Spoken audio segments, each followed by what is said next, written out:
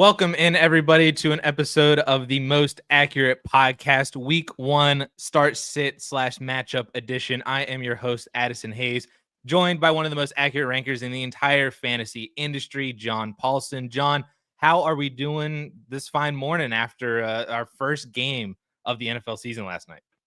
Well, it's my birthday today. I'm turning 52. Happy birthday. Should we sing?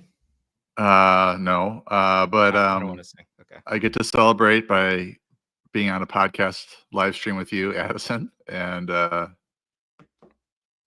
talking some week 1. I mean, it's a long season. I didn't make it through the entire Cowboys-Eagles game due to the rain delay or whatever, lightning delay. But I see that the second half was not as exciting as the first half.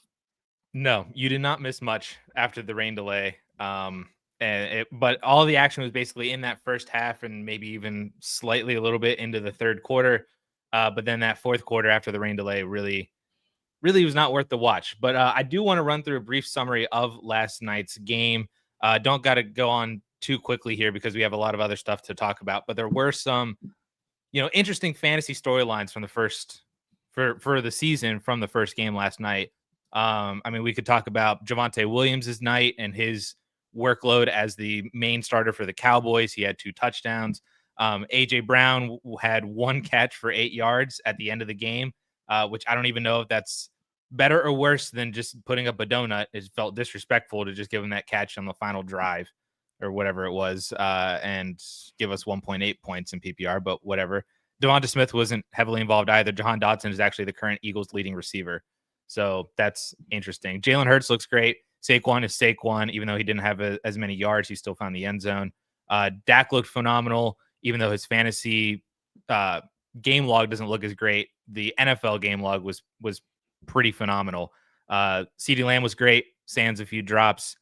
Dallas Goedert got utilized a little bit. Ferguson had a couple catches. Is there anything that really caught your eye from last night's game? Well, I will say that and I'm talking about Dak, his game log doesn't look good, but I know the advanced stats look really good because of the drops that CeeDee Lamb had, right? So Dak Prescott was 21 for 34 for 188 yards, 5.5 yards per attempt. It'd be interesting to see if it was if he had only dropped 1 ball, CeeDee Lamb, how much better the numbers would have been. But CeeDee Lamb ended up with 7 for 110, even though he had, I believe, 5 drops. Yeah, it was 4 or 5. I give him a pass on that last one, the diving catch at the end. There's not many wide receivers that you expect to actually come down with that. CeeDee Lamb is one of them, but that's a difficult catch to make for anybody. But there were a handful of other ones that, Lamb definitely should have came down with. Still had a great fantasy day. I think Javonte is the 2 main storylines, I think, are Javonte and AJ Brown. AJ Brown might be the easier conversation. Are you at all concerned about his production and performance last night?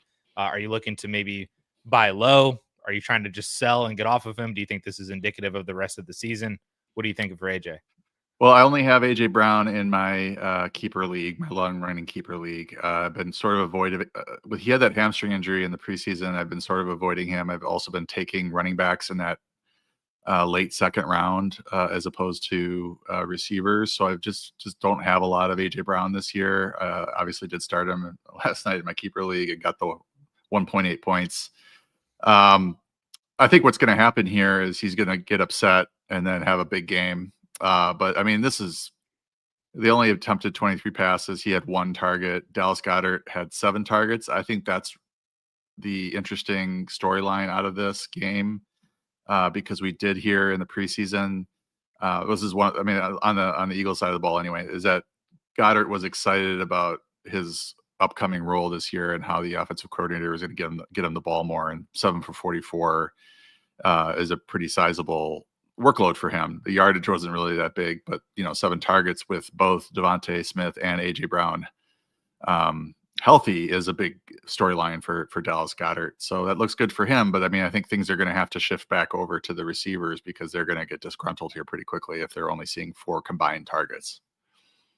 Yeah, I know they play the Chiefs next week, so it'll be interesting to see if we get a little squeaky wheel effect from AJ Brown, I think specifically, but maybe also Devonta Smith. In terms of just Javonte Williams, just to kind of put a lid or finish off this bow on it. Summary. Put a bow on it. That's the phrase I was looking for. Javonte Williams, I feel like, is the main storyline, at least from the Dallas Cowboys side. He had, I think it was 15 or 16 carries. I don't have the actual numbers in front of me. He did score twice. It was a pretty good fantasy day, especially for anybody who actually believed that Javonte could do well, especially with Jaden Blue inactive and Phil Maffa on the IR. So are you interested in Javonte for at least for the foreseeable future? Are you worried about Jaden Blue coming back? Personally, just to give my quick take, I think that he could be this year's J.K. Dobbins, which may or may not be a good thing, but he could be an interesting guy at the beginning of the year.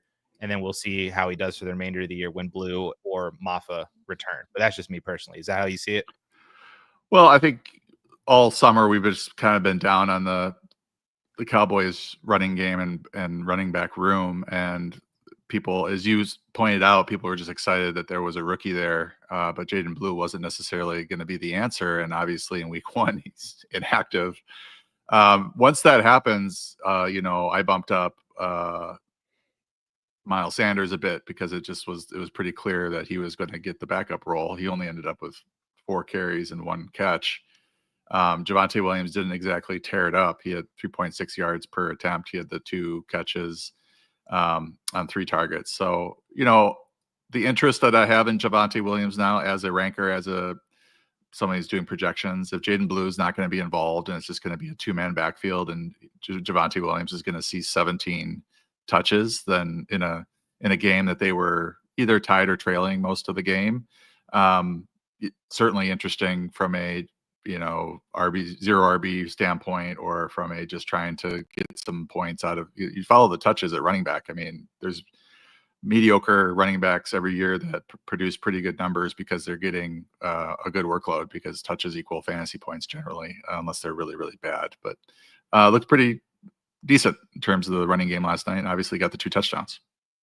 Yeah, 2 1-yard touchdowns, which the first touchdown was brought on by a CD Lamb pass interference penalty in the back of the end zone. So they got the ball placed on the 1. Javonte finished it off. I think Javonte is just Javonte. But obviously in a good offense with probably a lot of goal line opportunities forthcoming for him, if he maintains that starting role, is probably going to be a good thing. It gives me shades of like how Zeke was there at the end of his career, and was it 2022, maybe 23. That kind of a role for Javonte Williams. All right, so we can move on from Thursday night. Like I said, we have a lot to kind of go through today for kind of a complete look at the week 1 matchups.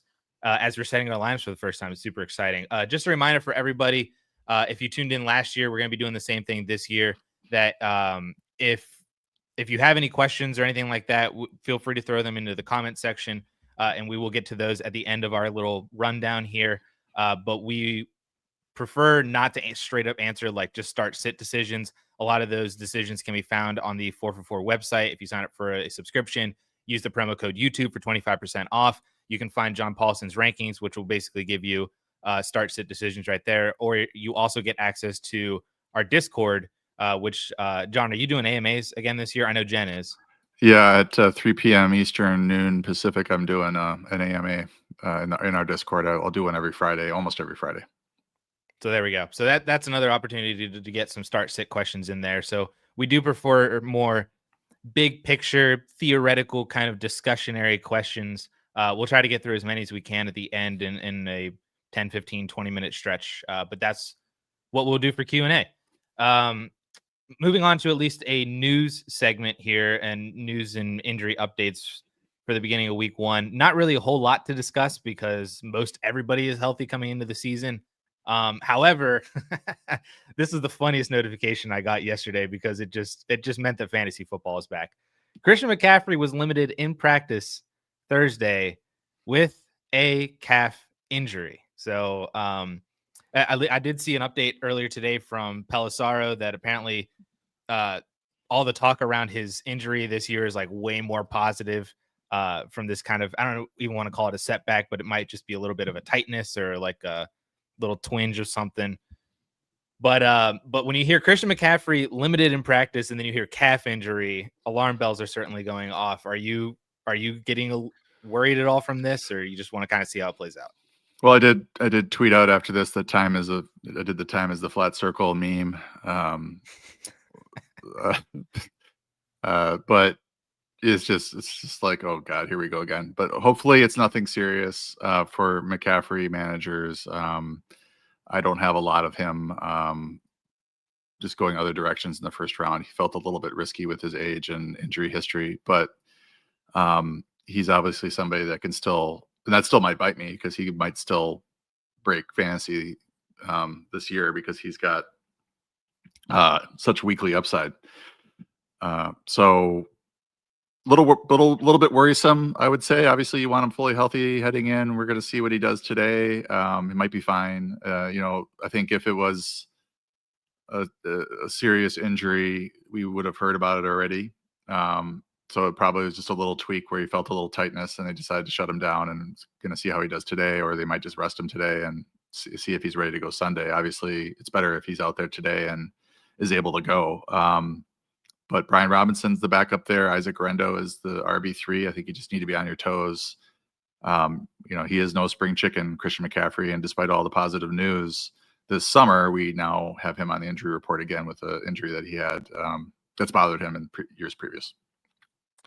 I think if you drafted Christian McCaffrey, I think you knew full well what what you were signing up for this season. And I think it's just unfortunate that it already starts in week 1. If you see me looking down, I'm looking at my phone, looking at Bleacher Nation fantasy app notifications, which we're getting an influx of all these practice reports. So I'm looking on my phone to see if we're getting any extra news on anybody as we go throughout the show, Christian McCaffrey specifically. Fastest in the industry. Make sure you get this Bleacher Nation app and get the news app notifications. And play the fantasy pick'ems game. John and I both put out a card on yesterday's team app, which is on the new 4for4 fantasy channel in our kind of sneaky starts video / episode. So play the new pick'em game as well. John, Omari and Hampton set to start tonight versus the Kansas City Chiefs. I guess the reporting around Najee has been kind of interesting, but Harbaugh did come out and just say straight up, Hampton is going to start. Are you expecting more of a full workload tonight? Are you good to go with Omarion as kind of, you drafted him in like the 3rd or 4th round, so one would believe that you were set to start him. Are you confident starting him?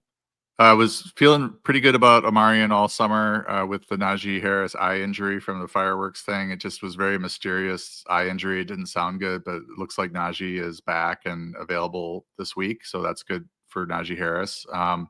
And then we did get the weird reporting that Najee was going to start, but that has kind of fell to the background with this other report that they're going to start Hampton, which makes more sense given that he's been in camp all summer. He's got more experience with the Chargers than Harris does at this point, even though Harris is the veteran. Feel pretty good about it. The Chiefs are top in the league in the worst matchup for running backs. Adjusted fantasy points allowed to running backs, but that was last year. So we'll see how things go this year. I would feel fairly confident that Hampton leads the team, the backfield in touches, but I would say it's no sure thing. Just given that he's a rookie, we don't know. We have not seen these two players play before on this team, and we have no idea how they're going to divvy up the touches. Omarion Hampton has officially retired. He's doing a real Michael Scott like snip snap thing. You said okay. Yeah, you said Omarion Hampton retired. Omarion Hampton is retired? No, he's not. Amari Cooper is retired. Amari Cooper. Sorry. They're like right next to each other on the dock. Amari Cooper has officially retired from the Vegas Raiders just like 2 weeks after saying he still got it in the tank and he can still do stuff. So no Amari Cooper. Still paves the way for Deontay Thornton. I think is the big name waiver wire ad. The new rookie that they drafted on day 3. He's like 6'5", runs a 4.3 40 or something like that. Pretty insane. So we'll have to see what his workload is like this week. I also noted in here maybe paves the way for Trey Tucker. Tucker has also been playing ahead of Jack Besh, the other rookie that they drafted at TCU. That I think all 3 of these guys, with Jacoby Myers included, and then of course Brock Bowers, could be interesting names to keep an eye on in terms of what the volume share is. Not that I think Amari Cooper was, especially if he was actually washed, not hopefully impacting these guys as much, but it is a cleaner wide receiver core without him. Yeah, definitely not having the headache of an experienced, pretty talented Amari Cooper in the receiver room, kind of blocking the way or impeding snaps for somebody like Thornton or Besh or even Trey Tucker. I think a lot of 4for4 subscribers will have Thornton on some of their teams because I've been talking about him as a deep sleeper, final round or two type guy for most of the summer because of his play in camp. He immediately was in 2 receiver sets alongside Jacoby Myers. Besh was the guy I was initially looking at because Matt Harmon was really into his route running, but I think he's going to be blocked by Jacoby Myers for now because of the slot snaps. So you got to keep an eye on the Myers trade request, which looks like it was shut down, and he's kind of resigned to staying in Vegas with the Raiders. So just to keep an eye on Besh on the waiver wire if there's any sort of Myers injury that would open the door for him. But Thornton is like a physical specimen. Harmon called him a pure project, but I think Thornton is saying I'm ready to play, and the Raiders are saying he's ready to play. So we'll see how that goes. And Tucker, probably the third receiver right now. He had some good moments last year. He also runs the ball a little bit, but I don't know if he's going to be a fantasy asset or a starter with Myers, Bowers. I mean, we're still not sure that Thornton will be anything more than just a kind of a roster filler right now until something happens in that receiving core. This popped up earlier in the week that Christian Kirk has a hamstring injury. He is expected to miss week 1, and they said, quote, possibly longer as well. This is another situation where a veteran might be cleared and paving way for some rookies. Of course, they drafted both Iowa State guys in rounds 2 and 3 last year, in Jaden Higgins and Jalen Noel. Higgins has been kind of the more interesting name in the fantasy circles over the summer as the round 2 pick. He was a top 35 overall pick, so the draft capital was there. He's a big guy on the outside, kind of like a Tet McMillan light kind of specimen. So we had thought that he would be the other wide receiver on the outside where Christian Kirk was in the slot blocking Jalen Noel. But if Kirk is gone, we might have an opportunity for both of these guys to shine this week against the Rams, or Nico Collins might just go absolutely nuclear this week. There's both possibilities.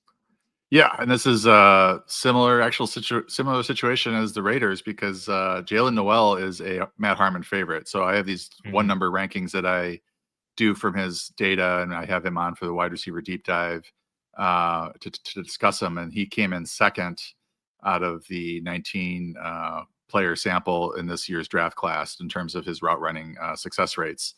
Jaden Higgins came in last. But so, heading out of projections, heading out of the draft, I was more excited about Noel just because of his ability to get open. But Higgins has had the better camp and has kind of worked his way into a starter's role there alongside Kirk and obviously Nico Collins, who's a rock solid wide receiver 1. So I think you're going to end up seeing, Higgins and Noel out there, Noel playing some snaps. I've been talking with Harmon and at Twitter, and I just said, talking about him and Besh, Noel and Besh, and he's just like, I hope they could find a way to get on the field, and sent him that Kirk report, and he's just like, here we go. Like, it's an opportunity for Noel to play 60% of the snaps or something like that. So, well, we're picking him up in one of our leagues, me and Connor Allen, going to pick up Noel. Higgins, as we already have Higgins, so we're hoping one of the two can pan out. But yeah, this Kirk injury sounds like it might be a multi-week thing. Just the language around it. I've been around long enough to when they say he's going to miss this week for sure, and it might be a little longer, that does sound like it might be a 3-4 game absence. So we did move him down in preseason projections and took him out of the projections this week.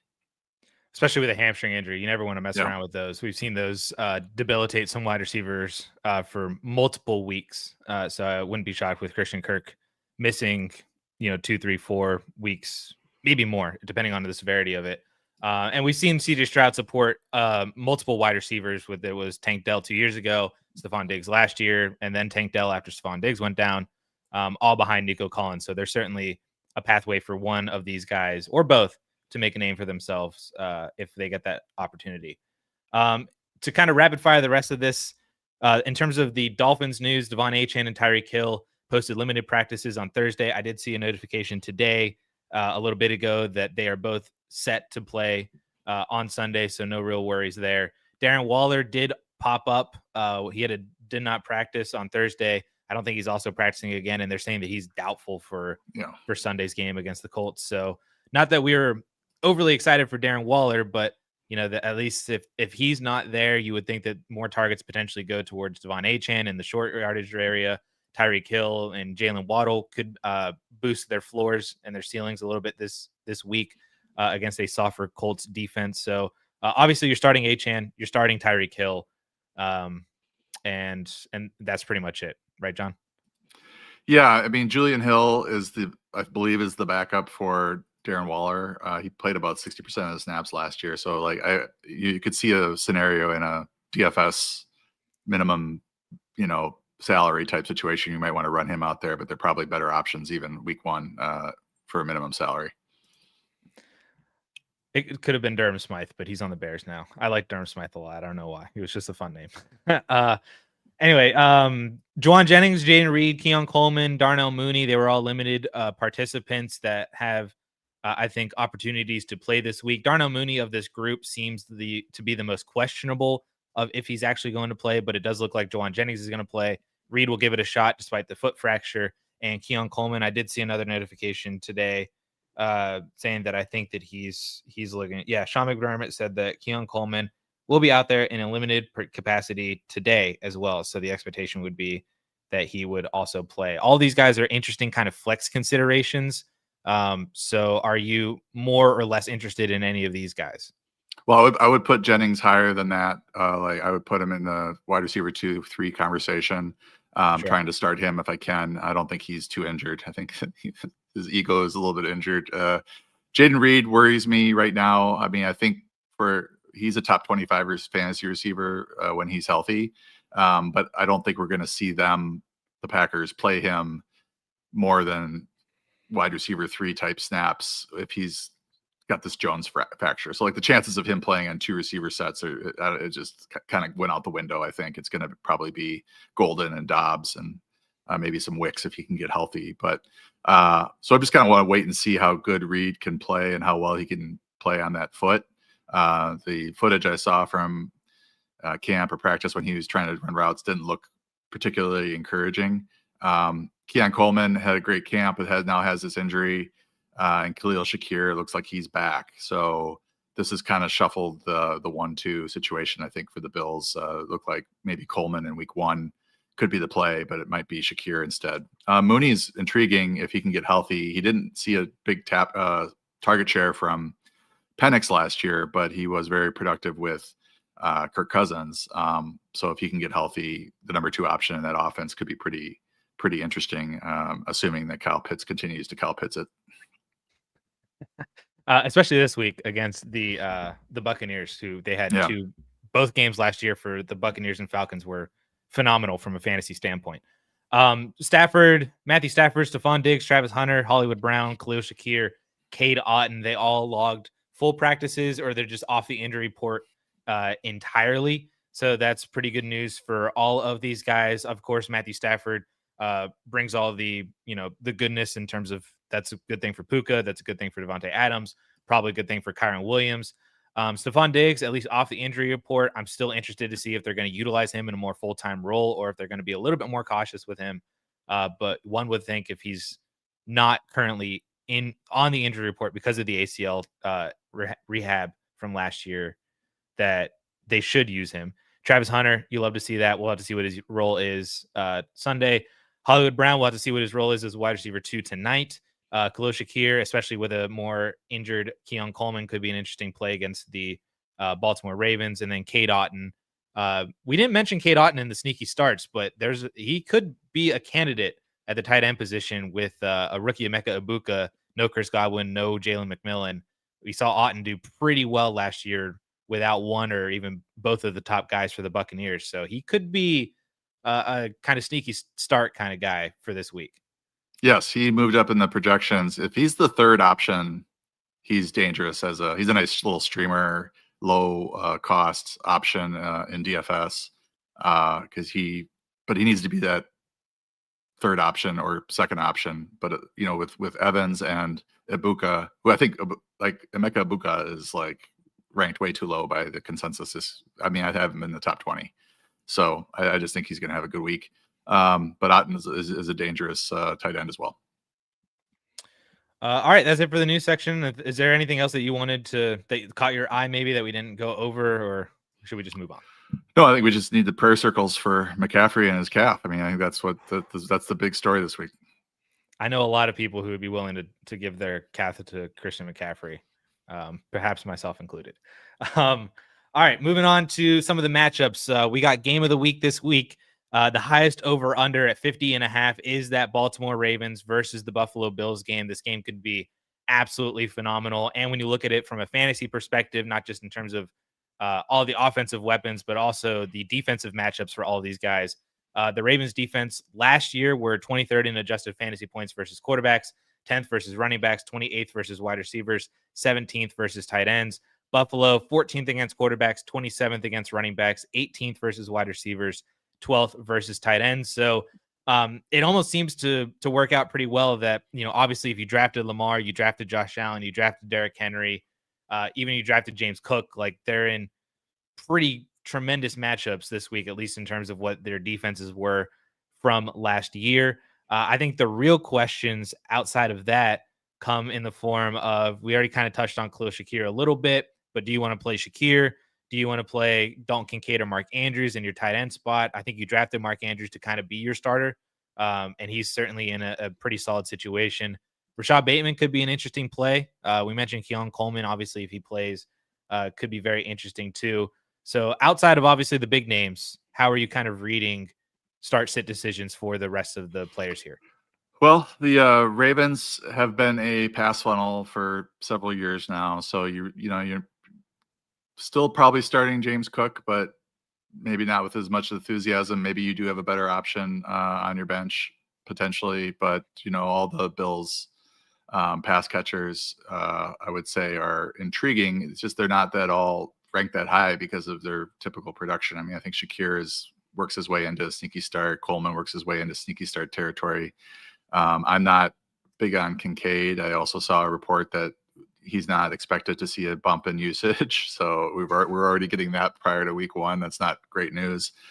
So I think, obviously you have Josh Allen, and then it's sort of a roster by roster situation, whether or not you want to start any of these other guys. As for the Ravens, Derrick Henry, you're starting. Lamar Jackson, you're starting. And I think unless you're really stacked at tight end, you're starting Mark Andrews with Isaiah Likely out. I think that's kind of a no-brainer. So even though, the Bills were the best position that they were in terms of limiting it was tight ends last year, I still think that Andrews is going to play 70-80% of the snaps. And when he does that, he's dangerous. Zay Flowers, I think you're probably starting as a wide receiver 2-3. And then I think, Bateman, DeAndre Hopkins, those are more kind of desperation dart throws. Not plays that you really need to do in week one because most everybody is healthy. Right. But yeah, I think that this should be a tremendous game. So congratulations if you have Lamar, if you have Josh Allen, if you have Derrick Henry. And hopefully we get some more fantasy points divided up between the other players. But congratulations to everybody for the big names in this one. The fade of the week, the lowest over-under on the slate, and I think I even heard the fantasy footballers say this yesterday in their breakdown of the slate for the week, that this is the lowest over-under of any game for the past 5 years in week one at 38.5. So we're not expecting a lot between the Steelers and Jets game. And I think it makes it even more tough because there really aren't a lot of fantasy options in this matchup either. I don't know if you're playing Aaron Rodgers. I don't know if you're playing Justin Fields. Garrett Wilson, obviously you drafted him. I feel like you just have to play him. DK, you drafted him in the 4th, maybe 5th round. I feel like he's just in terms of sheer volume, even though he's probably going to get Sauce Gardner, probably still a decent play just in terms of volume. Jaylen Warren versus Caleb Johnson, Breece Hall. That's pretty much it. Like, it is outside of, we'll say Garrett Wilson and DK Metcalf, I think, are locks in your lineup. Breece Hall probably is too, at least from terms of where you drafted him. But are you reading that differently, or is there anybody else that you would consider throwing in there this week? Well, in my aforementioned keeper league, where I'm already behind the 8 ball due to the AJ Brown near goose egg. I have a Travis Hunter, Garrett Wilson decision, and it's kind of a tough one given the way that Wilson's preseason has gone. And you have Travis Hunter playing against the Panthers, so that's a tough one.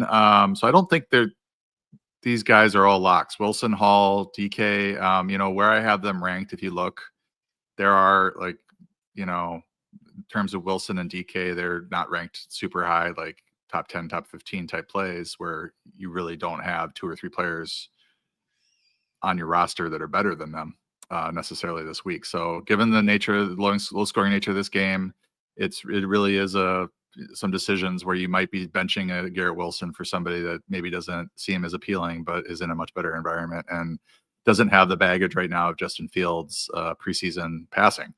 Jaylen Warren, I think, is startable as an RB2-3 flex type. Probably not going to have a huge game, but right now it seems like Caleb is behind the 8 ball a little bit and being the RB3, not really pressing right now for time. So are they going to take Warren off the field a lot for Gainwell? I don't know. Justin Fields is kind of ranked as a high end QB2. So his rushing could get him there.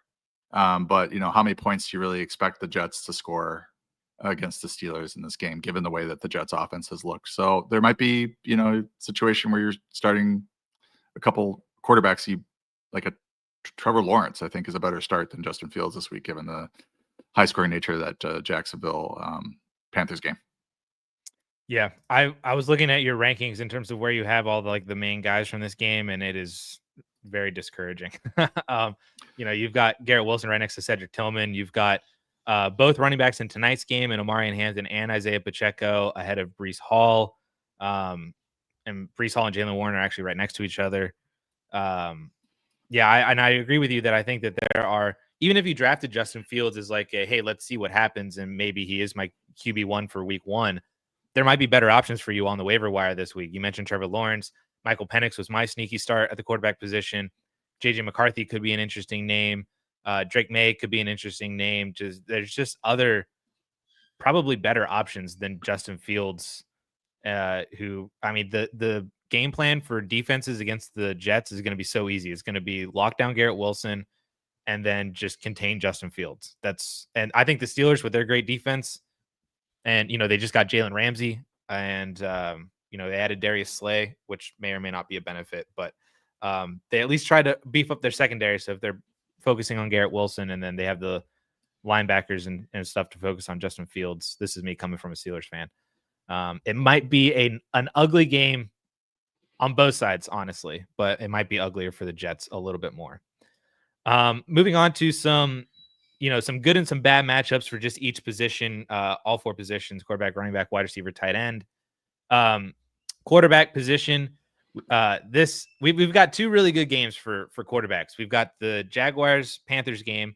Bryce Young faces a 32nd ranked Jaguars defense from last year. Trevor Lawrence faces a 30th ranked Panthers defense from last year. Baker Mayfield and Michael Penix, both those teams were bottom 5 defenses that they're facing as well. And then Joe Flacco gets a 28th ranked Cincinnati Bengals defense at home, which should be very, very fun to watch.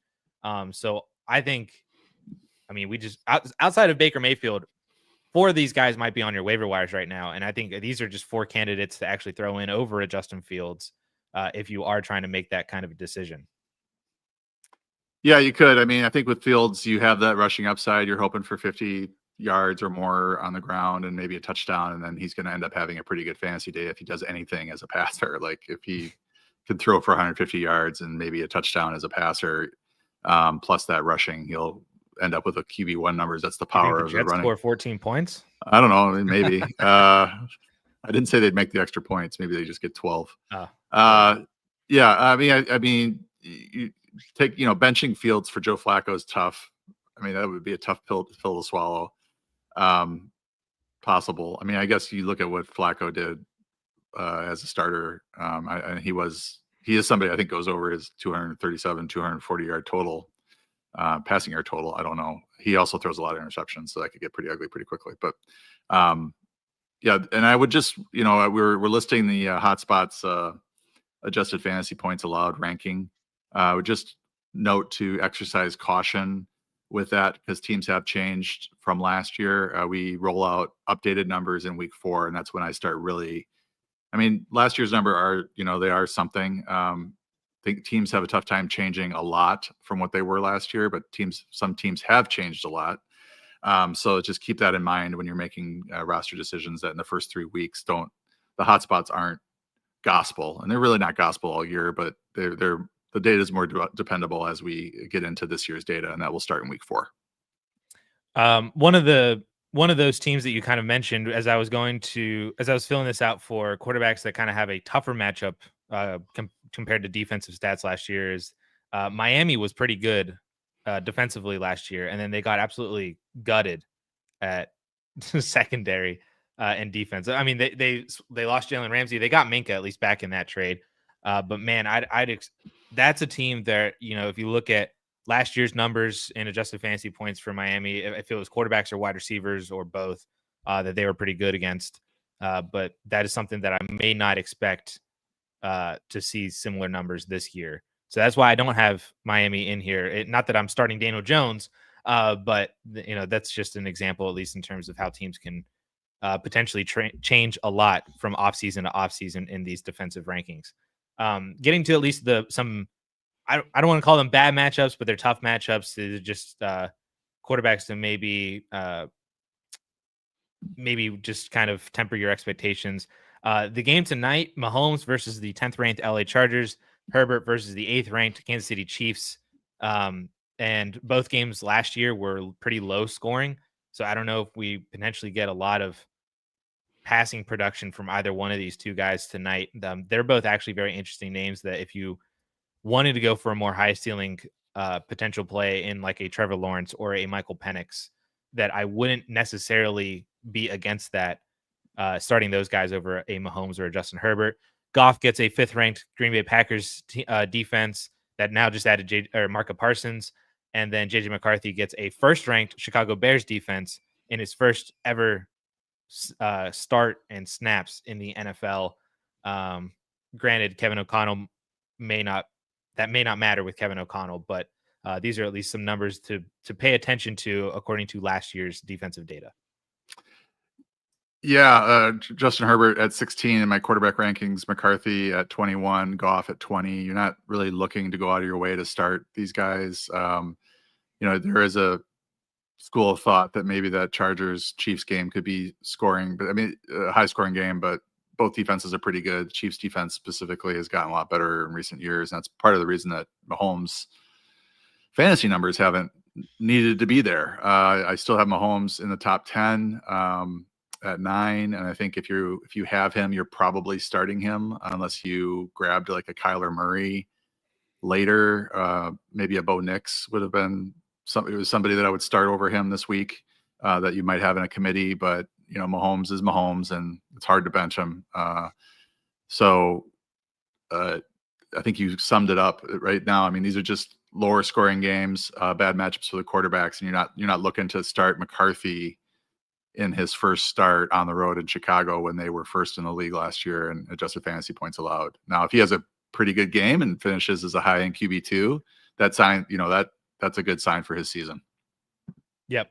Yeah, that's a great note to pay attention to what McCarthy does, because it's probable that he's on waiver wires out there, that he could be a pretty interesting pickup for week 2. I would also like to mention Goff, because it's one of my strategies over the last 2 or 3 years in the draft day strategery is the Jared Goff gambit, which is just, I only call it that because of the alliteration, but it's having Goff and another player or streaming another quarterback on the weeks where he has tough road matchups, and especially if they're outdoor. And this would qualify. Now he might come out and smoke the Packers. I mean, the Lions offense is really good and it might happen. He had some good outdoor road games last year. I know he killed the Bears, I believe. So they could backfire, but on balance, he tends to play better at home and in domes. The benefit, at least, is even though he's playing in Lambeau on September 7th. So hopefully the weather's okay there and it's not snowing like crazy, as I know Wisconsin can absolutely be after living there for almost 2 years. So moving on to the running back position, good matchups. Let's just copy and paste this Jaguars Panthers game.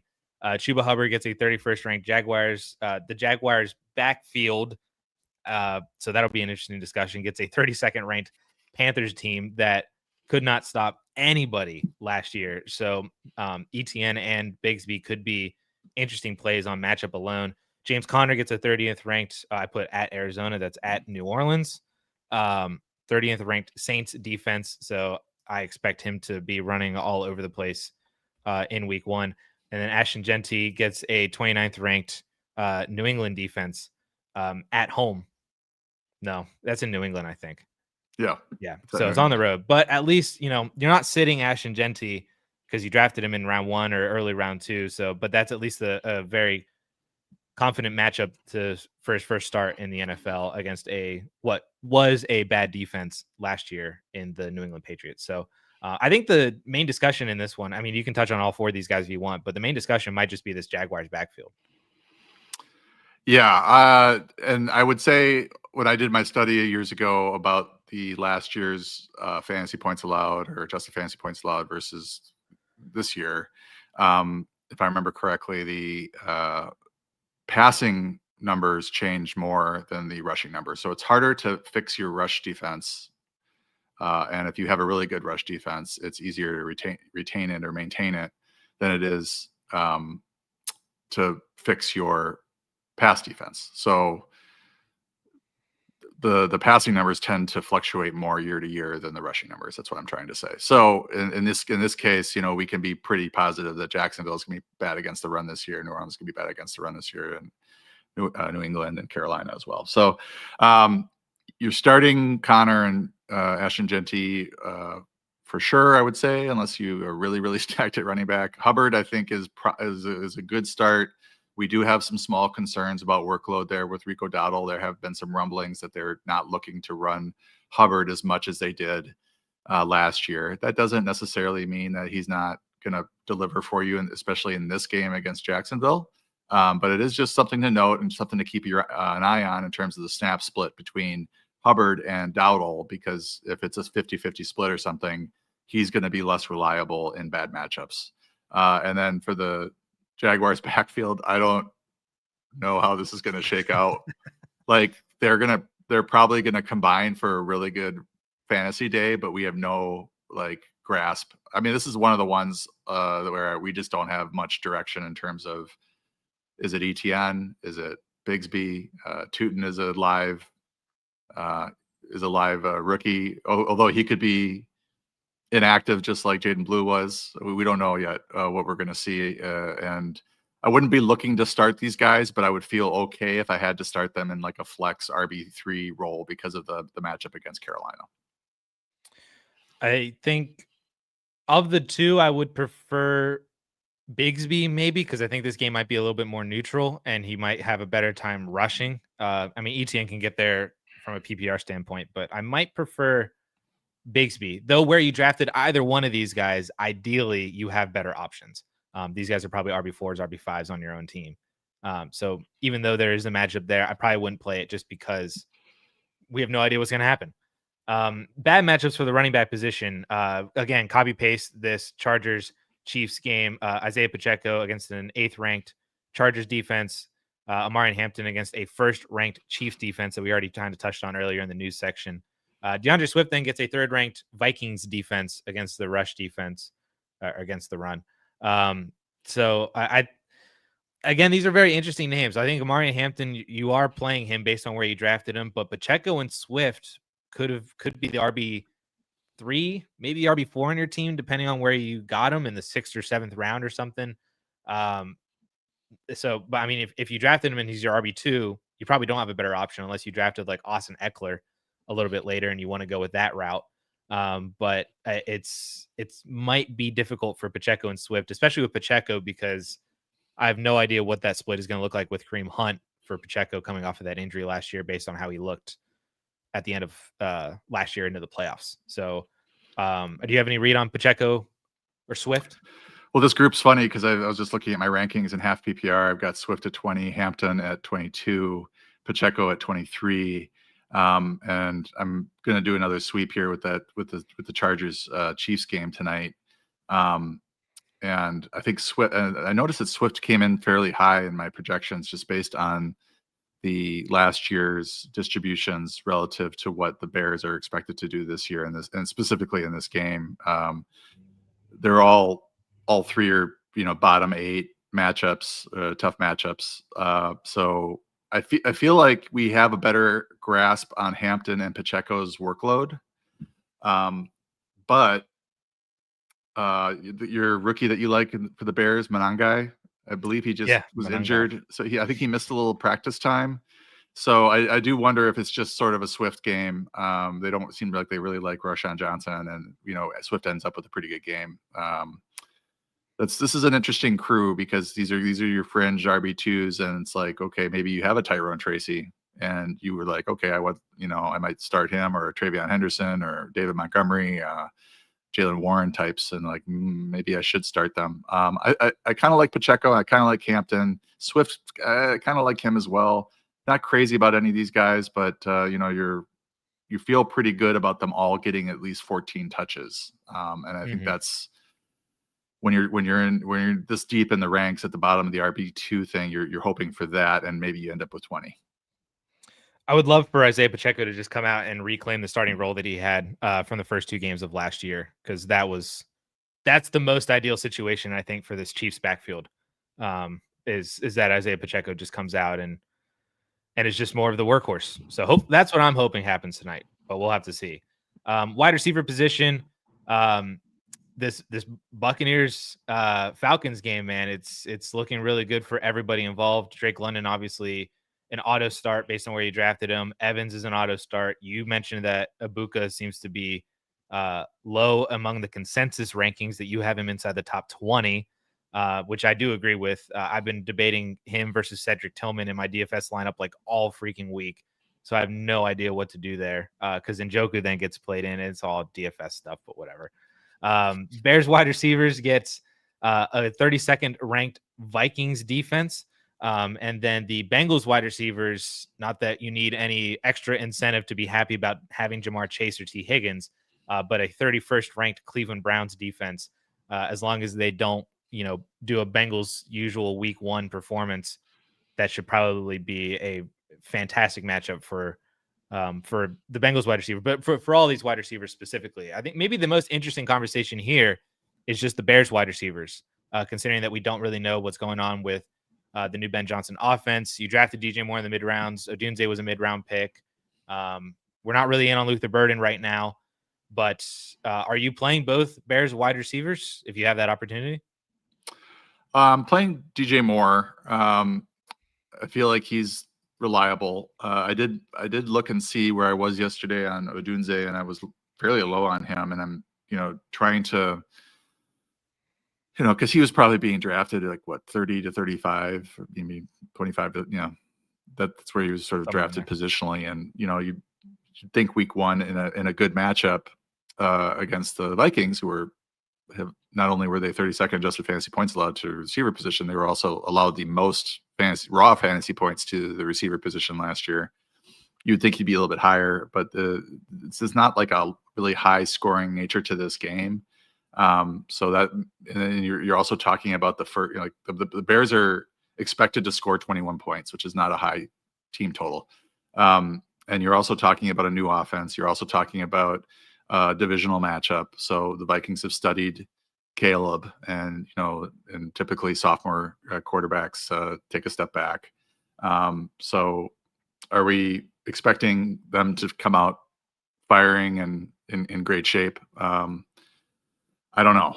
So I think Odunze worries me a little bit. DJ Moore worries me a little bit as well. Just the Bears offense in general worries me a little bit, but I feel better about Moore than Odunze. I think Odunze is viable as like a wide receiver 3 flex, wide receiver 4 type, more so than a surefire starter. These other guys that we're talking about, I've got them all in the top 20. Higgins, Ibuka, Evans, London, Chase. Those guys are all pretty much must starts in my opinion. Congratulations on drafting them. I think I just want to touch on DJ Moore just slightly. I'm going to toss you like a few names of wide receivers that you drafted DJ Moore maybe in the 4th, 5th, 6th-ish round, but there might be other wide receivers that you drafted a little bit later that have interesting upside. Obviously, the softball that I'm going to pitch you is Emeka Ibuka versus DJ Moore. You're taking Ibuka, right? I'm taking Ibuka due to the nature of that environment. We not exactly sure what Moore's role is going to be versus Odunze. I think we think that DJ Moore is the wide receiver 1 in Chicago. Not that it really matters because Ibuka is the number 2 ostensibly right now in Tampa, but the game environment, higher scoring. I would feel better about Ibuka. Ridley versus DJ Moore. That's a tougher one. I've got Moore a few spots higher, but I mean, there's only about a point difference in the projection and half PPR, so it's not a toss up, but it's a lean more. What about a Matthew Golden? Is potentially a hampered Jaden Reed? He is a rookie, so we don't know what his situation looks like either. But he's got a good matchup against at least based on how the Lions defense ended. I'm excited about Matthew Golden. I'm interested to see a pretty good matchup against Detroit. I do have him below Ridley and another point behind DJ Moore this week. And then would you consider either Niners wide receiver, which Lee actually just posted that in the comments as well. We'll get to a lot of these comments in just a minute here. But Lee specifically asked it as I was thinking it, either Niners wide receiver versus DJ Moore. No, I mean, I think I'm going DJ Moore. I mean, it's not a high scoring necessarily matchup, but they're last in the league last year, the Vikings in wide receiver points allowed. With the 49ers, I do like both players, but I've got them ranked 33 for Pearsall and 36 for Jennings. Not as good of a matchup. Seattle 17th adjusted fantasy points allowed to receivers last year. That could change. And we just don't, I think if we knew which player is going to necessarily get more targets between Jennings and Pearsall, they would be ranked higher if I knew that for sure. I think right now we're heading into this knowing what Jennings did last year, knowing what Pearsall did late last year. We think we're optimistic about his route running and his production in that offense. So I've got him slightly higher than Jennings, and that's more due to the fact that he's been in camp and has shown a good rapport with Brock Purdy, and Jennings has been holding out. And you just wonder, is he in game shape? Is he gonna have to come out for a series to catch his breath, et cetera? Or is anything going on with that calf that was real? I've got him ranked as a low end wide receiver 3 this week. Bad matchups for wide receivers. There wasn't really a ton that I really took note of. Cortland Sutton does get a 2nd ranked Tennessee Titans defense, which I think is more of the L'Jarius Sneed effect. So it'll be interesting that, Denver is kind of a big home favorite this week against the Titans and rookie Cam Ward. So there might be a little bit of a game script thing at play there, cornerback matchup thing at play there that maybe we're not as confident about Cortland Sutton this week against the Titans. Chris Olave then also gets a 4th ranked Cardinals defense from last year that then also massively invested into their defensive side of the ball and didn't touch offense at all this offseason in terms of the draft and free agent signing. So, and Chris Olave, a guy that neither one of us wanted to draft either. So I think I know where you stand on that one, but how do you feel about both these wide receivers? Yeah, it's not just Olave, it's Rashid Shaheed and it's Spencer Rattler at quarterback. And, there could be a good game coming out of this for one of these guys. I doubt they both succeed. Maybe. I mean, they're at home against Arizona, right? So there's at least home field advantage in the dome. But I'm more inclined to start Cortland Sutton because we know what his target floor is. He's got a competent quarterback. Even though the matchup's not great, I've got him at wide receiver 24 just because he's the clear wide receiver 1 on his team and he's got a competent quarterback. Moving on to the tight end position. Good matchups this week. David Njoku gets the Cincinnati Bengals 30th ranked defense. Hunter Henry gets the 27th ranked Raiders defense. And then Kyle Pitts has a good matchup, 26th ranked Buccaneers defense. And do you know what his stat lines were last year against the Buccaneers? I don't. Oh, let me read them to you. 4 for 91 and 2, 7 for 88. Those were his 2 games against the Buccaneers last year. One of them was the 500-yard game, but he had 2 touchdowns in the other game. So, I mean, Yeah, Could well, be I mean, interesting. why not? I mean, we've got let's keep an eye on Darnell Mooney. If Mooney can't Mhm. play or looks like he might be limited, there's an opportunity there for Pitts to see a few extra targets. He does have a good history against the Buccaneers. It could also mean the Buccaneers are going to be focused on stopping him, but I would not think that they would choose to stop Pitts over Drake London. London or So yeah, Bijan. I mean, Njoku, I think is kind of a no-brainer start against Cincinnati with Flacco at quarterback. I really like that play. Hunter Henry is a great streamer, given his matchup and his production last year. He's a low-end tight end one last year, being drafted middle or to the end of the tight end 2 rankings. I just thought he was one of the great draft day values at the tight end position. The firewall, if you will, is like your last gasp of a starting tight end if you missed out on everybody else. Yeah, I think Pitts is somewhat viable. I don't know. Like, I wonder who's out there that is relying on Kyle Pitts this week. I mean, he was being drafted middle the tight end 2 rankings. We don't have tight end injuries, so I think he's going to be on a lot of the benches this week. But if he blows up for 2 touchdowns, they're going to regret it. I wonder if that's a play where it's like you had AJ Brown last night, and maybe you're staring at your matchup now. You're projected to lose by like 15 points because AJ Brown didn't do anything for you. Maybe you need a little more upside of Kyle Pitts over a Jonnu, I don't know, or a Loveland, or I don't know, somebody like that, where maybe you tried to double tap and you hoped that Pitts might do something this year, and maybe you also need a little bit more upside. Him versus Freiermuth, him versus Kincaid, him versus I don't even know who else might even be out there. Him versus Zach Ertz. Pitts might offer more upside than Ertz, if you need it. So there's at least that. Speaking of Zach Ertz, he gets a second-ranked New York Giants defense against the tight end position last year, and then Tucker Kraft gets a fifth-ranked Detroit Lions defense from last year. Both guys, I think, you can definitely start. Ertz, I think, is a solid start still, just because of the offense. And McLaurin came back super late. What is Debo Samuel? You no longer have Brian Robinson there, so who's the goal line back? Is Zach Ertz more of the goal line guy now, or is it just Dane Daniels? Tucker Kraft, of course, we both liked as a kind of breakout candidate for this year as a late round guy. It was either him or Tyler Warren. So if you drafted Tucker Kraft, I think you're playing Tucker Kraft regardless of the matchup. Yeah, and just to follow up on that, Pitts, I was looking back at the previous season too. 3 for 57 against Tampa, and then 3 for 57 and a touchdown in week 14, and then 3 for 47 in week 7. So 3 out of 4 pretty good games there for him in his A last 4 Buccaneer against killer. Tampa. Yeah, and I'm just looking at the game logs. 4 for 48 as a rookie, and 5 for 73. So if he was just playing the Buccaneers every week, we'd be talking about him in the top 5. He'd be tremendous. Yeah, Zach Ertz, tough matchup this week, but I mean, I don't know. Like, if you're in the Zach Ertz, like if you're thinking about starting Zach Ertz, what is your situation like? I mean, I'd rather start Hunter Henry or Tyler Warren. I would have started Dallas Goedert over him. Tucker Kraft, though, even despite the bad matchup against Detroit, 5th in adjusted fantasy points allowed to tight ends last year, I still like him just this season to break out. Just given the Jaden Reed injury, Dontavian Wicks is banged up.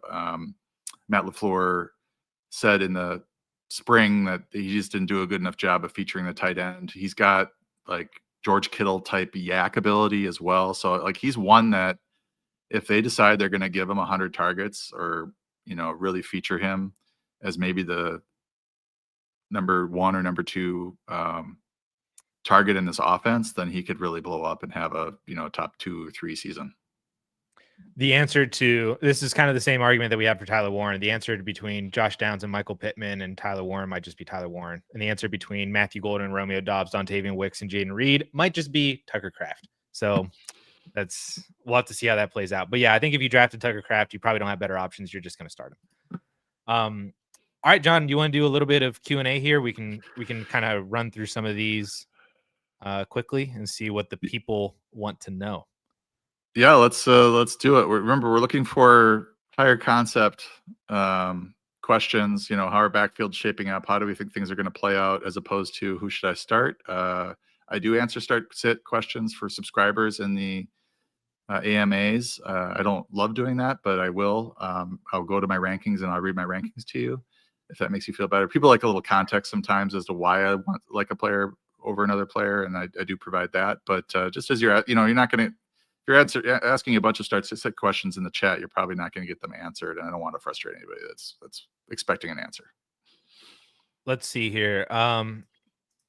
Perry's a new subscriber. He wanted to know our thoughts on trading Nico and Isaiah Pacheco for Josh Jacobs and Scary Terry McLaurin.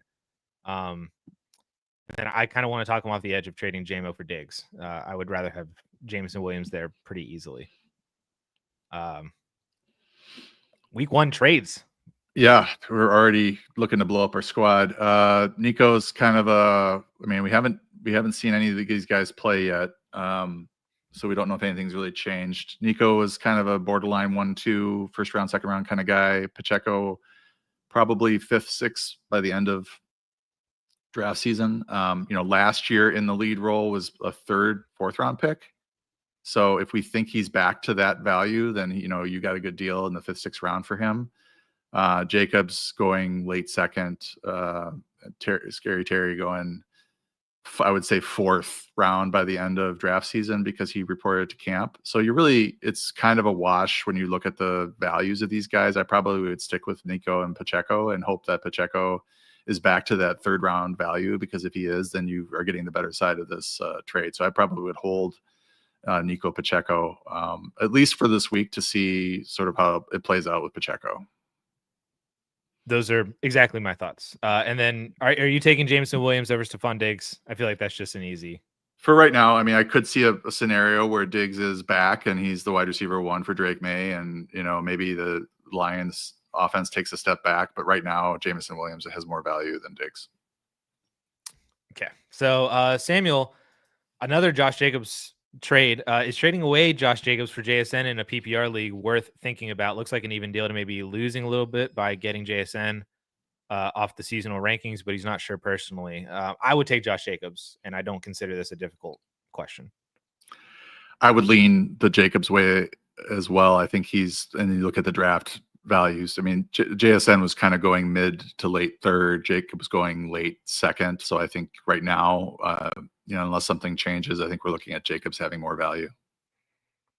Even in a PPR. Even in a PPR, because we are expecting the Packers to throw more, but Jaden Reed is not 100%. Dontavian Wicks is not 100%. We think Jordan Love's healthy, but we're not 100% sure with that other thumb. So that's sort of where we are. He hasn't. Are you worried about him not handing off on his left hand? That apparently they're not going to be running to the right side much. Maybe. Yeah, we'll see. You can kind of do the backhand handoff with the other hand. So we'll see. Josh Jacobs had 1, 2, 3, 4, 5, 6 games last year with 4 or more receptions. So that's pretty interesting. Most of those came in the second half of the year too, when Love was hurt. So if Love's hurt / other wide receivers are hurt, we could see some of those targets being dumped off to Josh Jacobs, who is a very good pass catcher. That was one of his strengths coming out of college at Alabama and has always been underutilized in the NFL. Is it a case of overthinking to consider Tank Bigsby this week over Jaylen Warren at the flex position? This guy just he camouflaged a start-sit decision as a more critical thinking question. I don't think it's overthinking. That's a good tactic. It's just, instead of just giving us the 2 player names, actually put out a question that, so this is overthinking. Like I have Warren at 27. I have Bigsby at 34. Now, if I knew Bigsby was going to get at least 12 carries, then I might have him ahead of Warren, but I don't know that. I do have a pretty good sense that Warren is going to lead the Steelers backfield in touches, and I think I'd rather have that, unless we get some information about Bigsby. I think the other benefit for Jaylen Warren is that he'll get the Aaron Rodgers dump off passes. Yeah. They're not going to go to Caleb. Maybe Kenneth Gainwell. He's so bad. But maybe he takes a couple of receptions, but I feel like that's also Jaylen Warren's strength. I don't think it's overthinking, considering the matchups and the possibility of scoring for the differences between these 2 games and over-unders and whatnot.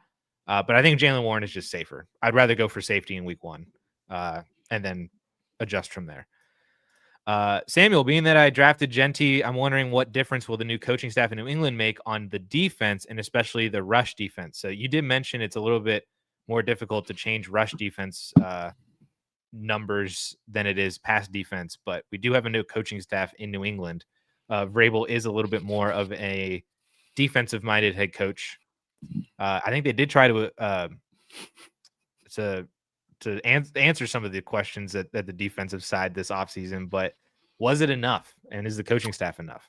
Well, it's funny you ask that because every year I do a couple articles where I look at which teams invested in the defense in 2025. I also do which teams invested in the offensive line. And these are underrated things to look at when you are evaluating fantasy. For the defense side of things, it's like, okay, matchups or fantasy defenses, right? So since I started tracking this data in 2016, no team has spent more than the Patriots, $69.2 million net, did this offseason. They added defensive tackle Milton Williams, cornerback Carlton Davis, linebackers Harold Landry and Robert Spillane. The next closest spender was the 2020 Dolphins with $54 million, and they increased their fantasy scoring from 4.7 points per game to 9.5 points per game, which was a 102% increase. The 12 teams that spent at least $20 million net on a defensive side of the ball saw an average increase of 21% in fantasy scoring. Now, does it really matter what their fantasy scoring is, for this matchup against Genty? Not a whole lot. It's not a huge deal. They could be a bad rush defense and still have a good fantasy season. But what I'm underlining here is that there's huge changes to this Patriots defense. Now, that could take immediate, reap immediate benefits, or it could take a few weeks for this defense to gel. We might not be talking about the Patriots having a good defense until midseason or until October or something like that. With regard to Genty, I think you start him because he was a first, second round pick, and you just are going to go ahead and start him and hope for the best. Yep. And he can make some things happen in the receiving game too. So if you're looking for at least a little bit of a floor play, even if the Patriots rush defense is improved versus last year, if Genty gets a couple of receptions, that could help you out a little bit too. Lee says that his AJ Brown, George Pickens stat crushed it last night. We didn't talk about Pickens though. I mean, he did only have the 4 targets, and I think it's just 1 week, but I think drafters were expecting 6, 7, 8 targets in that offense. So right now, Dak Prescott 13 targets to Lamb, 4 to Pickens. For Pickens to become a dependable option, that's going to have to change. If we ever get defensive pass interference yards to the wide receivers, though, George Pickens' value will raise from that for sure. That's for sure. I will be interested to see the split for targets between the two. I mean, I'm wondering if that's Quinyon Mitchell shadowed George Pickens for most of the night, which I thought was an intriguing decision because Adoree Jackson is not a good defensive back. And Lamb was smoking Adoree all freaking night, just like he did against the Giants when Adoree was in the Giants. So I wonder if it's a comfortability thing between Dak and Lamb versus not having as much time with George Pickens, or maybe it was slightly matchups. Maybe it was play calling. Maybe it's just a good thing. Maybe George Pickens' presence is truly just a good thing for CeeDee Lamb. And maybe it just elevates Lamb up back to where he was kind of in 2023 with a good wide receiver 2 across from him. But we will have to see more for George Pickens. Let's see. At least in terms of the AJ Brown side, rest of the season, game script, injured. All those things were going through my mind last night. I was like, man, maybe he is still has a hamstring injury. I did wonder too, maybe this is just the Cowboys defense. Maybe the Cowboys defense turns up to be a pretty good pass defense with Trayvon Diggs healthy. And it seemed like Diggs was on AJ Brown for most of the night. Maybe it was just a game script thing. Like you said, new offense, wanted to get Dallas Goedert involved. Obviously, they don't need wide receivers really when you have Jalen Hurts and Saquon rushing for 200 yards and multiple touchdowns. It might be a thing, but I do kind of wonder if this is a Dallas Cowboys pass defense situation where they are just more of a run funnel and it's harder to throw on them. Yeah, I mean, you look at AJ Brown and he has the occasional clunker, and a lot of it has to do with the passing volume in the Eagles offense, whether or not they even have to pass. And then they also have Devonta Smith. They also have Dallas Goedert. They have Saquon Barkley. Like there's just a lot going on in that offense, and they don't necessarily need him to produce every week in order to win. Last year against Kansas City, he had 1 for 8 in week 11, and then he came back with 5 for 37 on 9 targets and a touchdown. In the 2 following games, he had 114 yards and 94 yards. So like when they do sort of ignore him for, you look back at week 10 in 2022, he had 1 catch for 7 yards, and then the following game 5 for 60 on 7 targets. The following game 4 for 46 and a touchdown, and then 8 for 119 and 2 touchdowns, then 4 for 70 and 1 touchdown, and then 9 for 181. Like these sort of games tend to start things for him. I don't know if he gets disgruntled or what's going on, but they squeaky wheel it and they give him the grease the following game. So we'll see. I mean, I'll start to get worried if he has another game like this. I mean, the 1 target is his lowest since, I guess week 17 of last year. I think I saw Tennessee. Maybe he had a 1 target or 1 catch game too. No, I'm sorry. Week 17 of the 2020 season, but I don't know how much he played in that game. That might have been one where he only had 18% of the snaps in that game, so it doesn't count. Week 18. This is his lowest target game. I'm looking at his game log. I mean, obviously 1 target. That's his lowest career game, except for Tennessee at New England. I don't know when, 2020 he had 1 target. So it was a while ago, and it was a playoff game. So I think AJ Brown will be fine. And I think it's just unfortunate that it happened in week 1 in the very first game, in the most watched game for probably a while, because it's the first game of the year, that more people are going to get discouraged about AJ Brown and his performance last night. But I think he's going to be fine. I think he'll be fine. So the rest of the comments down here are start sits. Do you want to rapid fire a couple start sits? Do I pick up I do see an Arizona D question, because I do think the Arizona defense is worth talking about, because you're streaming them against the Saints this week. And I believe they have a pretty good matchup next week as well. So if you're looking for,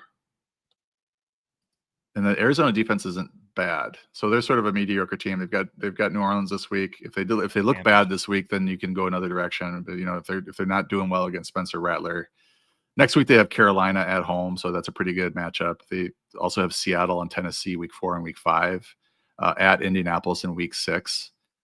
So they have a nice run out. They do have 49ers in week 3, which could be a problem, and then Green Bay in week 7. But if you're kind of doing a committee, or you're going to stream the other side of this, like, they have a good start to the season. Would you pick up Grendo and drop Ray Davis because of this Christian McCaffrey stuff? No, not yet. I would wait until like McCaffrey starts to miss games to start thinking about this, because if you got the RB3 in San Francisco right now and the RB2 in Buffalo, so I'd rather have the RB2 in Buffalo. Samuel, another start sit decision disguised. Who has a bigger season per game? I guess this isn't start sit. This is more of a season long thing. Either Colts wide receiver or Cedric Tillman. I guess who's better in a PPR league in terms of a points per game? Well, yeah, I mean, I think in a PPR format, Downs probably has the most upside due to his, ability. His route running is really good, and he could be a target hog for the Colts. I am a little worried about Tyler Warren kind of eating into his short area targets, but Downs can win all over the field. I mean, I've been talking about Cedric Tillman a lot. I have no Michael Pittman this year. Just where he was going relative to where I had him ranked, I was more likely to get Downs. I think he's the better receiver. Or Warren. Yeah. But I think, Downs probably in PPR is slight lean, but I do think that Tillman has a lot of upside given where he was being drafted.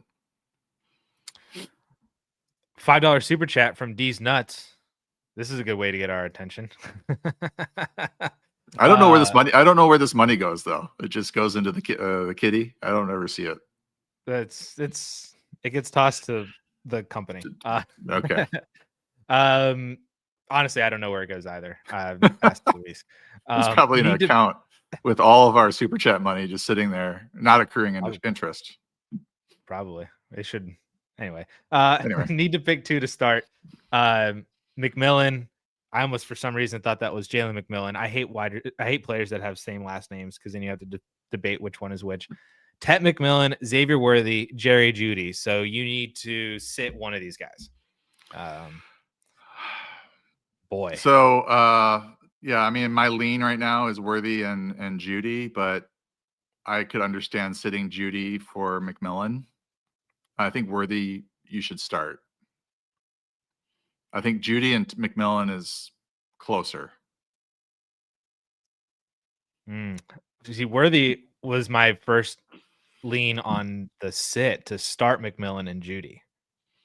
I did notice that you have Worthy the highest in your rankings out of all 3 of these guys when I was kind of looking at wide receivers. Yeah, I mean, with Rashee Rice out, Worthy having the breakout year last year, Travis Kelce another year older. I think Worthy he's not a must start every week, but he's up there. I don't think you can go wrong with any one of these 3 guys. Maybe there's if you want the security of sitting Tet McMillan because he's a rookie and you just want to see it first, I understand that. If you sit Jeudy because of he was probably the lowest drafted guy on here, so you could do that. And what is he with Joe Flacco? Or does everything go to Tillman or Njoku specifically? Or sit Worthy if you are concerned about the passing. How did Worthy do last year against the Chargers? I don't know if that's necessarily prescriptive, but I just feel like Worthy's ceiling, it's weird to say, but I feel like his ceiling is kind of low. He was not overly great in games without Rashee Rice last year. He was very inefficient on his touches. Like from week 11 to 17, he averaged 5.6 receptions and 56 yards per game, and then maybe a touchdown every other game. Like, I mean, that's pretty solid, but he's doing that on 8 targets a game. Well, and I guess the one game in there against the Chargers, he had 5 for 41. He also runs the ball a bit. He does. And then he had like 6 for 85 and a touchdown against the Bills. He had 8 for 157 and 2 touchdowns against the Eagles in the Super Bowl. I mean, I think Eagles he's just Eagles backup secondary. Well, yeah, I like players that can get 157 and 2 in the Super Bowl. That's true. That's true. I made a lot of money on that last touchdown catch. I will say, I appreciated that one. But yeah, I mean, yeah, 5 for 41 against the Chargers last year. Again, I just don't know if this game is going to be super high scoring. I don't know if it might just be like the Chiefs they do enough to win the game, and it might not be a situation to where they might need to score all that much to win. And I don't know if Worthy's going to be the guy to actually score if they do. Maybe he is.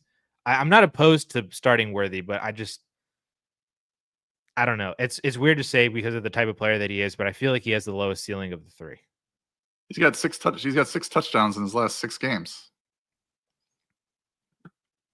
I disagree. And 2 of them were I'm going to say Worthy for sure, and then if you want to be funny or have a good time, put McMillan. I might move McMillan ahead of Jeudy. I feel like Jeudy has a pretty good floor. I don't know what the ceiling's like there this week. I feel like we did not help him at all. I'm fine with starting. I did. I said start Worthy. Is he asking you? No. I don't have to answer. Start Worthy, and I would probably go Tet over Jeudy. I agree with that. Let's do it. Should I try trading Jonathan Taylor, Garrett Wilson, and Dak Prescott for Josh Allen and Josh Jacobs? Josh squared. So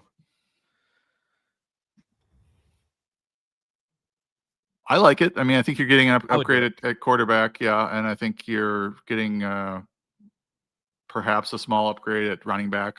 It could go the other way though. He is getting a receiver that could be decent, but I mean that's the cost of getting Josh Allen for Prescott. Yeah, I don't believe all that much in Garrett Wilson, so I think I would do Garrett Wilson and Dak Prescott for Josh Allen, and then you get. I think Jacobs is an upgrade over JT. I agree. I think that it could go both ways, but I lean Jacobs over JT. So I believe in Garrett Wilson. I don't believe in Justin Fields right now, but I think that's a better way to put it. It's the issue has never ever been Garrett Wilson. It's just been everybody else.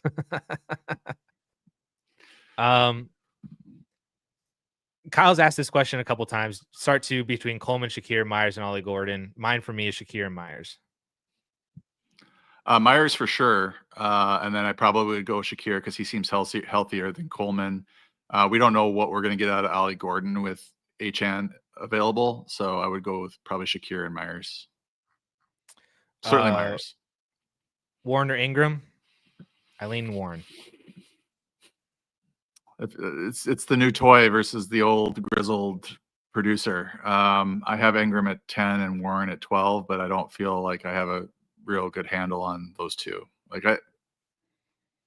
That's a tough one. I think Warren's upside is a lot higher. If you wanted to shoot for upside, you can go for that. If you just wanted the safety blanket of Evan Ingram and more of the known production, even though he's not really known, he's in a new offense himself. Yeah. But he has at least a known history. I think Tyler Warren's a higher ceiling play against I agree with that. Worse defense. I think that might be it. Let's wrap it up. T-Mac or Tyron Tracy? I'm going Ted McMillan. Flex questions. I have to pull up my flex rankings. Don't have them up right now. Oh, that's off the dome. You do all the math though, but I'm taking Ted McMillan. And I'm taking Downs over Darnell Mooney because I don't even know if Mooney's going to play, but I'm taking Downs over Mooney. Those are the last two start questions from earlier. Are you taking Ted over Tracy? Are you good with that? Or I have to pull up my flex rankings. I don't have them up at the moment. Okay. I'm taking Ted. But we appreciate everybody for tuning in and watching today. Thank you, especially for the super chat as well. I was going to say we will be back. You won't be back next week. It will be me and Matt Okada next week. Paulson will be out of town. So same time next week, 12 p.m. Eastern time. It'll just be me and Okada. And then from week 3 on, it will be Okada and John as it was last year. But we appreciate everybody for tuning in and watching. Hope you guys have a wonderful weekend. Watch the football game tonight in Brazil.